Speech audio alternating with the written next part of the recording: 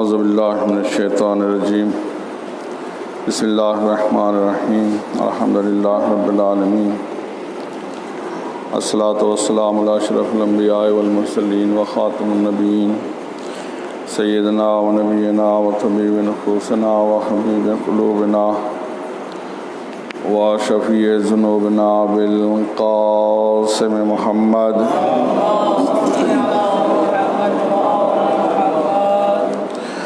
وأهل بيت الطيبين الطاهرين المعصومين المظلومين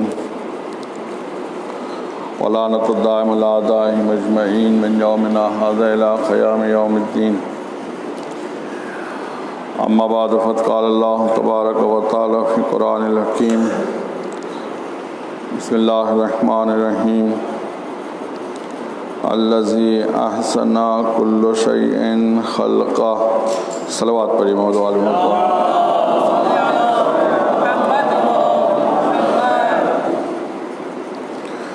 مجلس برائے ایصال ثواب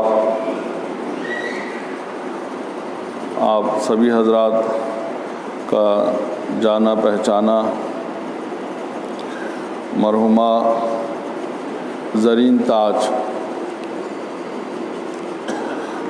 جن کا چند روز پہلے انتقال ہو گیا ہے، اس کاٹن میں رہتی تھی.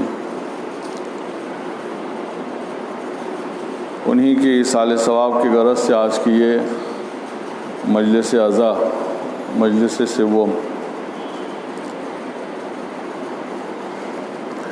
آیہ کریمہ کا آپ کے سامنے تلاوت کیا ہے. ارشاد ہوتا ہے کہ الذی احسن کل شیء خلقہ. سورہ سجدہ کی آیت ہے کہ اللہ نے ہر شے کو، ہر چیز کو خوبصورتی کے ساتھ پیدا کیا ہے. جو بھی چیز پیدا کیا ہے اللہ نے اس میں حسن رکھا ہے، خوبصورت.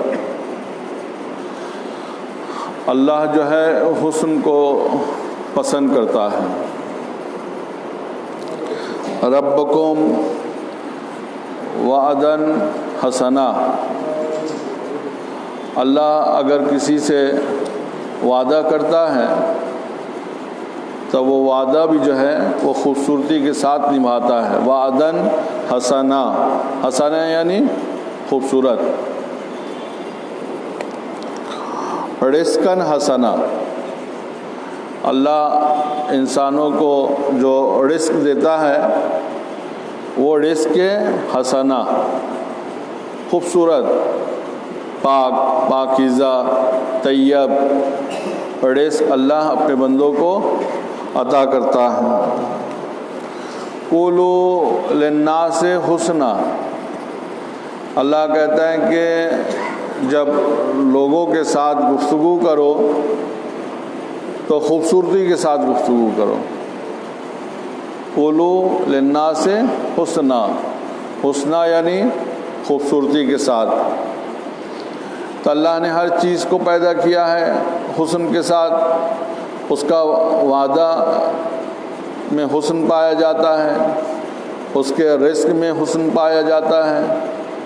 اور انسانوں کو اللہ حکم دے رہا ہے کہ جب تم آپس میں ایک دوسرے کے ساتھ گفتگو کرو، کلام کرو تو خوبصورتی کے ساتھ کلام کرو. ایک درود پڑھ دے محمد و آل محمد پر.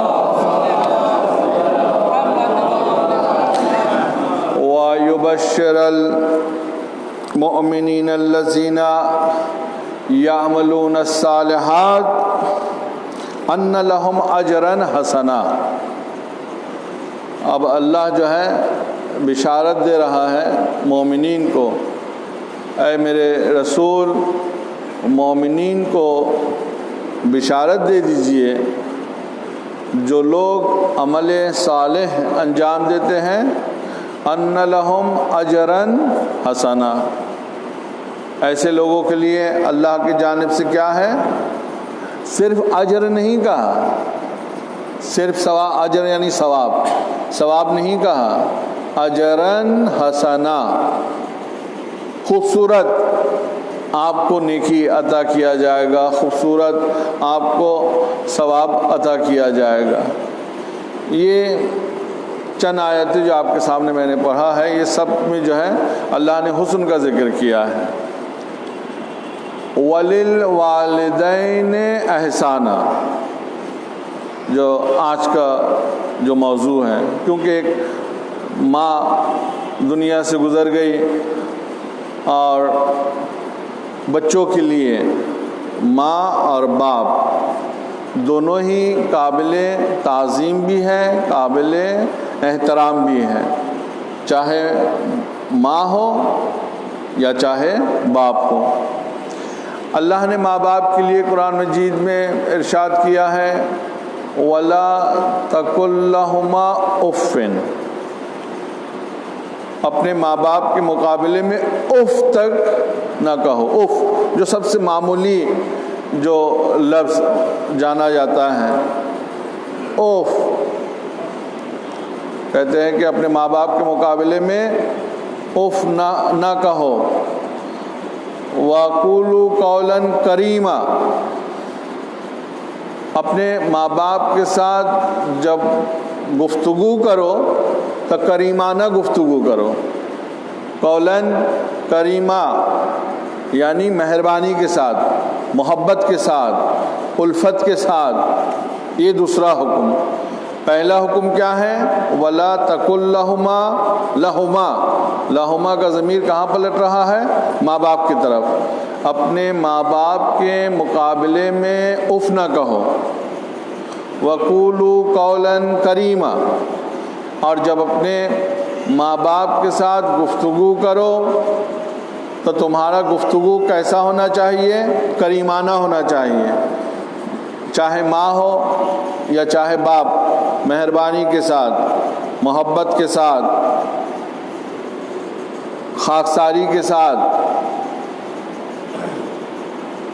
کرک کے، گرج کے، غصے میں نہیں۔ کیوں؟ تمہارے ماں باپ ہیں،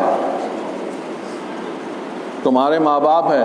اللہ نے اپنی عبادت کے بعد دوسرا حکم صادر کیا ہے ماں باپ کے ساتھ اچھا رفتار، حسن کے ساتھ، خوبصورتی کے ساتھ۔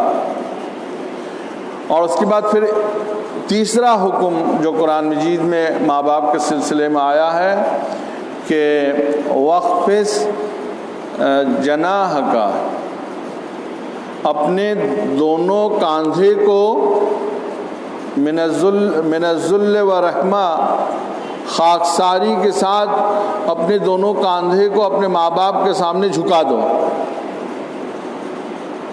وَخْفِضْ جَنَاحَكَ جَنَاحَ لَهُمَا، یہاں بھی ہے ماں باپ کے لیے، ماں کے لیے بھی باپ کے لیے بھی۔ کیا کرو؟ اپنے دونوں کاندھے کو مہربانی کے ساتھ، خاکساری کے ساتھ ان کے سامنے جھکا دو۔ تو آپ نے دیکھا ایک حکم ماں باپ کے لیے ہے کہ ان کے مقابلے میں اف تک نہ کہو۔ دوسرا حکم جب ان سے گفتگو کرو تو کریمانہ گفتگو کرو۔ تیسرا حکم اپنے دونوں کاندھے کو اپنے ماں باپ کے لیے جھکا دو خاکساری کے ساتھ۔ یہ ماں باپ کی عزت اور تعظیم کے سلسلے میں قرآن مجید میں ایک بعد دیگر خداوند عالم جو ہے اللہ نے آیت نازل کیا ہے اور ہم انسانوں کو حکم دیا ہے کہ تم اپنے ماں باپ کے ساتھ کس طریقے سے تمہیں پیش آنا ہے۔ وَبِالْوَالِدَيْنِ احسانًا، کوئی بھی انسان اپنے ماں باپ کے احسان کو چکا نہیں سکتا ہے۔ کسی نے آ کر امام جعفر صادق علیہ السلام سے سوال کیا تھا کہ میں اپنے ماں باپ کا بہت خیال رکھتا ہوں، بہت مہربانی سے ان کے ساتھ پیش آتا ہوں، میں بہت خدمت کرتا ہوں، تو کیا میں نے اپنے ماں باپ کا حق ادا کر دیا ہے؟ امام نے کہا کہ نہ کوئی انسان اپنے ماں باپ کا حق دنیا میں ادا کر سکتا ہے، زندگی میں ادا کر سکتا ہے، اور نہ مرنے کے بعد کر سکتا ہے۔ ایک شخص پیغمبر اسلام کی خدمت میں آیا کہ میں اپنے ماں باپ کا بہت خیال رکھتا ہوں، کیا میں نے اپنے ماں باپ کا حق ادا کر دیا ہے؟ پیغمبر اسلام نے کہا کہ ٹھہر جاؤ، بیٹھو، حکم دیا ایک مثال کے طور پر ظرف یا کلسی ٹائپ کا جو ہوتا ہے، کہا اس میں پانی لے کر آؤ، پانی بھر کر لایا اور کہا کہ شخص کے سر پر رکھ دو، سر پر رکھا، اور رسول اللہ نے کہا کہ اس پانی کو فلاں جگہ تک لے کر جاؤ اور وہاں سے پھر واپس لے کر آؤ۔ تو یہ نوجوان نے اپنے سر پر اس پانی کو رکھا اور کچھ دور تک گیا، جہاں تک جانے کہا تھا وہاں تک نہیں گیا، راستہ ہی سے واپس آ گیا اور کہا کہ یا رسول اللہ، چونکہ پانی وزن ہے، مجھ سے یہ وزن اٹھایا نہیں جا رہا ہے۔ پیغمبر اسلام نے کہا کہ تو نے سوال کیا کیا تھا؟ کہا سوال یہ کیا تھا کہ میں اپنے ماں کا بہت خیال رکھتا ہوں، بوڑھی ماں ہے، ضعیفہ ہے، تو کیا میں نے اپنی ماں کا احسان پورا کر دیا ہے یا نہیں؟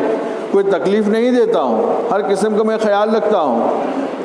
تو پیغمبر اسلام نے کہا کہ یہ جو ذرا سا پانی میں نے تیرے سر کے اوپر ڈال دیا اور کہا کہ فلاں جگہ لے جا اور وہاں سے واپس آ جا، اس وزن کو تو تھوڑی دیر برداشت نہیں کر سکا، اب تو بتا کہ تیرے ماں نے تجھے 9 مہینہ تک برداشت کیا ہے اور تو کہتا ہے کہ میں نے اپنی ماں کا کیا اس بدلے کو چکا دیا ہے؟ تو پیغمبر نے کہا کہ نہ کوئی انسان اپنے ماں باپ کے احسان کو زندگی میں چکا سکتے ہیں اور نہ مرنے کے بعد چکا سکتے ہیں۔ جب زندہ ہے تو ان کی خدمت کرو اور اگر مر جائے تو ان کی مغفرت کے لیے دعا کرو، رب ارحمہما کما ربیانی صغیرا، جو قرآن مجید میں انہی آیتوں کے ساتھ ہی ذکر ہوا ہے کہ پروردگارہ میرے ماں باپ پر اس طریقے سے رحمت نازل فرما جس طریقے سے انہوں نے مجھے پالا ہے، جس طریقے سے انہوں نے مجھے بچپنا میں تربیت کیا ہے۔ عزیزان گرامی، ایک ماں کی ایصال ثواب کی مجلس، ان کے فرزند خود آج یہاں مجلس میں موجود ہے، بیٹی ہے جو ملک میں نہیں ہے، باہر میں ہے، ایک لڑکی ان کی باسمہ امریکہ میں ہے۔ اتفاق سے کل رات 12 بجے مجھ سے ان سے بات ہو رہی تھی، آج کے مجلس کے سلسلے میں بھی انہوں نے ذکر کیا ہے، اور یہ جو لائیو ٹیلی کاسٹ کیا جا رہا ہے یہ پروگرام ظاہراً وہ لوگ جو ہے وہ دیکھ رہی ہیں، اسی لیے جو ہے آج اس کا جو ہے انتظام کیا گیا ہے۔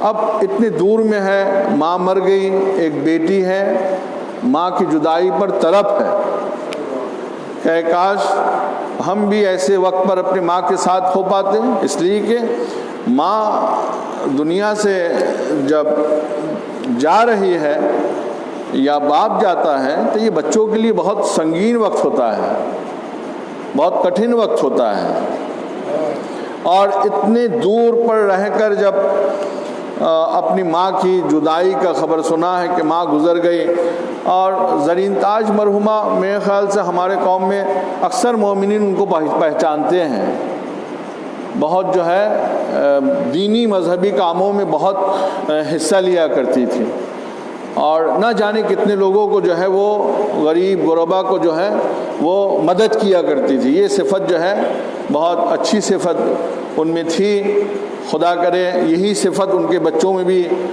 آ جائے، اس سلسلہ کو ان کے بچے بھی جاری رکھیں، اس لیے کہ انسان چلے جائے گا، انسان مر جائے گا، انسان کا سب کچھ رہ جائے گا، اگر اس کے ساتھ جائے گا تو یہ حسن عمل اللہ جو ہے کیا دیکھنا چاہتا ہے؟ حسن عمل دیکھنا چاہتا ہے، لِيَبْلَوَكُمْ أَيَّكُمْ أَحْسَنُ عَمَلًا، تبارک الذی بیدہ الملک وہو علی کل شیء قدیر، خلق الموت والحیات لیبلوکم ایکم احسن عملا۔ اللہ نے ہم انسانوں کو یا موت کو اور زندگی کو جو اللہ نے پیدا کیا ہے کس لیے پیدا کیا ہے؟ اس لیے اللہ چاہتا ہے کہ ہم اپنے عمل میں حسن پیدا کریں، حسن پیدا کریں، خوبصورتی۔ کس طریقے سے ہم اپنے عمل کو اپنے اللہ کے بارگاہ میں خوبصورتی کے ساتھ پیش کر سکتے ہیں۔ دیکھیں نماز تو پڑھنا سبھی کو ہے، واجب ہے، لیکن اس نماز کے اندر خوبصورتی پیدا کرنا، کس چیز کے خوبصورتی پیدا کرنا ہے؟ خشوع کے ساتھ، خضوع کے ساتھ، خلوص کے ساتھ، تمام توجہ کو حاضر رکھتے ہوئے اپنے دل کو اللہ کے ذکر کے ساتھ جو ہے اس ذکر کو اس بارگاہ میں پیش کرنا، یہ حسن پیدا کرنا انسان کی سب سے بڑی کمال ہے۔ عمل صرف نہیں، عمل میں حسن پیدا کر دینا۔ جناب ابراہیم کو خداوند عالم نے حکم دیا ہے کہ ابراہیم اسماعیل کو ذبح کرو، لیکن ذبح کرنے سے پہلے جناب ابراہیم نے جو ہے کہ حسن پیدا کیا ہے، کتنے مرحلے سے گزرتے ہوئے اپنے بچے کو لے جا کر اللہ کے بارگاہ میں جو ہے لے جا کر پیش کیا ہے۔ تو عزیزان گرامی، انسان کو، ہر انسان کو موت کا مزہ چکھنا ہے اور اس دنیا سے جانا ہے۔ یقیناً ماں کا چلے جانا بچوں کے لیے سخت ہے، صدمہ ہے، بڑا غم ہے، بڑا درد ہے۔ لڑکا ہے، لڑکا تمام کاموں میں موجود تھے، لڑکیاں، ان کی لڑکی جو یہاں موجود نہیں تھی باہر میں ہے، وہ آج اپنی ماں کو یاد کر کے تڑپ رہی ہے، رو رہی ہے۔ کل میں نے ان کو پرسہ بھی دیا ہے کہ آپ دور ہی سے رہ کر جو آپ اپنی ماں کے لیے آپ جتنے زیادہ دعا کیجئے وہی جو ہے اپنی ماں کے حق میں جو ہے کام آئے گا۔ اور بڑے خوبصورت کے ساتھ ان کے تمام کاموں کو یہاں انجام دیا گیا ہے۔ خود مرزا محمد عقیل صاحب شروع سے آخر تک موجود تھے، ان کا غسل، کفن، نماز جنازہ اور پھر ڈرام فیکٹری میں لے جا کر وہاں سپرد خاک کر دیا گیا ہے۔ بڑی نمازی تھی اور عزادار تھی۔ یقیناً اس موقع پر وہ ماں یاد آتی ہے، یہ بھی تو ماں تھی جو گزر گئی، لیکن وہ ماں یاد آتی ہے جو مرنے سے پہلے اپنے بچوں کے لیے کھانا پکا رہی ہے، جو مرنے سے پہلے اپنے بچوں کے لیے کپڑا دھو رہی ہے۔ وہ کون ماں ہے؟ وہ رسول کی بیٹی جناب فاطمہ زہرا سلام اللہ علیہا۔ زرین تاج مرحومہ ان کی کنیز تھی۔ ہر نظر نیاز خاص طور سے جو ہے وہ خود بھی کرتی تھی، اپنے بیٹیوں کو بھی یاد دلاتی تھی۔ تو جناب سیدہ جب اس دنیا سے جا رہی ہے، بچوں کا کتنا خیال ہے، ماں کو کتنا خیال، بچوں کو ماں کا خیال ہو یا نہ ہو، لیکن ماں جو ہے اپنے بچوں کے لیے جو ہے ہمیشہ تڑپتی ہے۔ کھانا بھی پکا دیا، لباس بھی آمادہ کر دیا، اور بتا دیا کہ اسماء جب میرے بچے حسن و حسین گھر میں آئے تو میری وفات کی خبر نہ بتا دینا، اس لیے کہ میری زندگی کا یہ آخری دن ہے، میں حجرے میں جا رہی ہوں، جب تک اللہ کا ذکر سنتے رہنا تب تک سمجھ لینا کہ فاطمہ دنیا میں زندہ ہے، اور جب فاطمہ کی یہ ذکر بند ہو جائے تو سمجھ لینا کہ فاطمہ دنیا میں نہ رہی۔ عزادارو، جناب سیدہ حجرے میں اللہ کا ذکر کرتے رہی، اور ان کے دو بچے امام حسن و حسین جو مسجد میں اپنے بابا کے پاس تھے، جب گھر میں آئے واپس، اسماء نے کہا کہ بچوں آؤ، سب سے پہلے کھانا کھا لو۔ تو دونوں بچوں نے کہا کہ اسماء تمہیں کیا ہو گیا ہے، تم نے کبھی دیکھا ہے کہ ہم نے بغیر ماں کا کھانا کھاتے ہوئے؟ اور امام حسین علیہ السلام نے تو یہاں تک کہا کہ جب تک مجھے ماں اپنے ہاتھ سے نہیں کھلاتی تھی حسین کھانا نہیں کھاتا تھا۔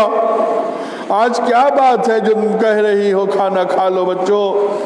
بچے سمجھ گئے، حجرے میں گئے جہاں ماں آرام کر رہی تھی، کیا دیکھا کہ ماں جو ہے دنیا میں نہیں رہی، ماں دنیا سے گزر گئی۔ بڑا صدمہ تھا امام حسن و امام حسین کے لیے، دونوں امام ہیں لیکن ان کی ماں جب دنیا سے گزر گئی، دونوں بچے تڑپ گئے۔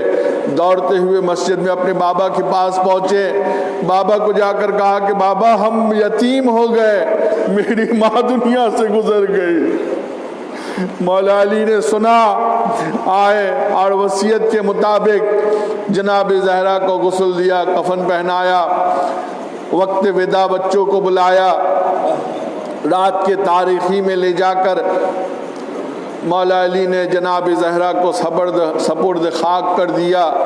لیکن یہاں تاریخ کا ایک فقرہ ملتا ہے کہ جب جناب زہرا کا جنازہ لے کر جا رہے تھے، مولا علی نے احساس کیا کہ پیچھے سے کوئی آ رہا ہے۔ امام حسن سے کہا کہ بیٹا حسن پیچھے سے کون آ رہا ہے؟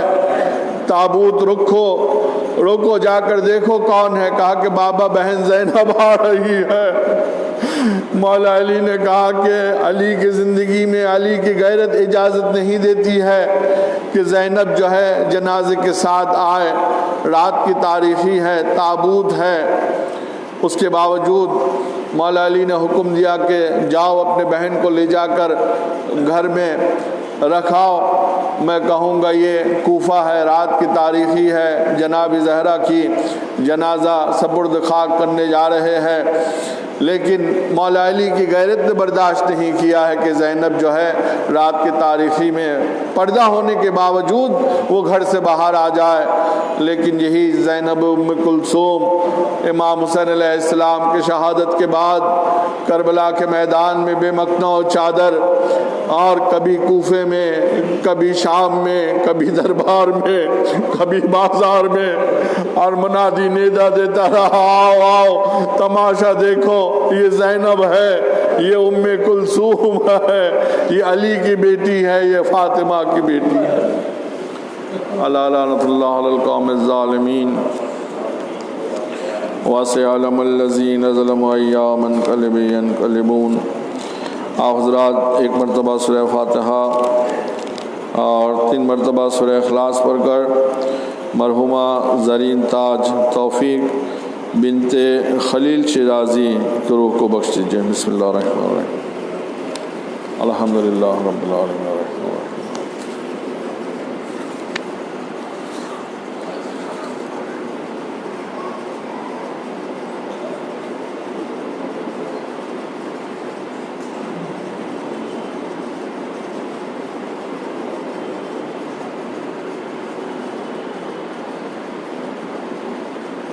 پروردگار بطفیل محمد و آل محمد، ہم سب مومنین نے مل کر سورہ فاتحہ اور سورہ اخلاص اور اس مجلس عزا کی ثواب مرحومہ زرین تاج توفیق بنت خلیل شیرازی کی روح کو ہدیہ کرتا ہوں۔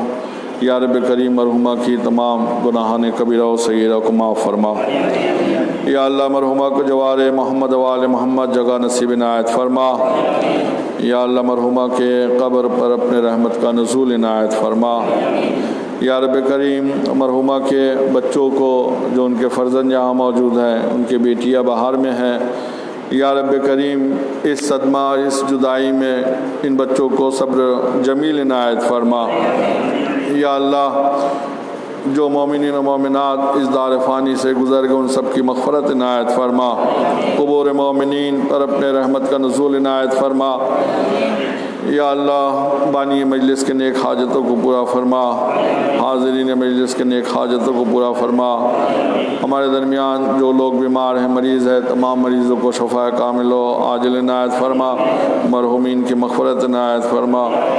یا اللہ دنیا میں جہاں کہیں بھی محبان اہل بیت مسلمان زندگی بسر کر ان کے جان و مال و عزت و آبرو کی حفاظت فرما۔ یا اللہ پرچم اسلام کو ساری دنیا پر بلند فرما، امام زمانہ کی ظہور میں تعجیل عنایت فرما۔ ربنا تقبل منا انک انت السمیع العلیم وآخر الدعوانا الحمدللہ رب العالمین.